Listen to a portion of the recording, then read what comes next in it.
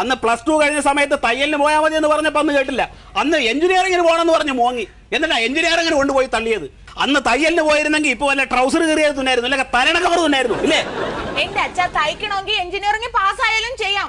Engineering പാസ്സായ എത്രയോ പേര് ഇപ്പൊ തയ്യൽ ജോലി ചെയ്യുന്നുണ്ട്. അതുപോലെ ഞാൻ ചെയ്തോളാം. അച്ഛൻ എനിക്കൊരു മെഷീൻ മേടിച്ചാ. ട്രൗസർ തുന്ന എന്തിനാണ് എഞ്ചിനീയറിംഗിന് പോണത്? എന്തിനാ പോണത്?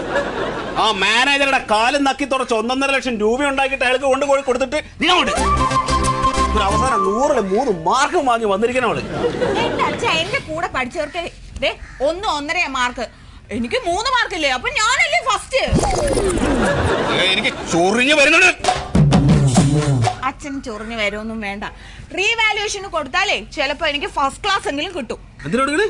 അതായത് എന്റെ മാർക്ക് പുനഃപരിശോധനയ്ക്ക് കൊടുത്താൽ മതി. എടി 3 മാസം ഗർഭിണിയാണെന്ന് ഒരു ഡോക്ടർ പറഞ്ഞിട്ട് വേറൊരു ഡോക്ടർക്ക് പൈസ കൊടുത്താൽ 9 മാസം എന്ന് പറഞ്ഞാൽ എഴുതി തരുമോ? എന്റെ അച്ഛ അങ്ങനെ സംഭവിച്ചിട്ടുണ്ട്.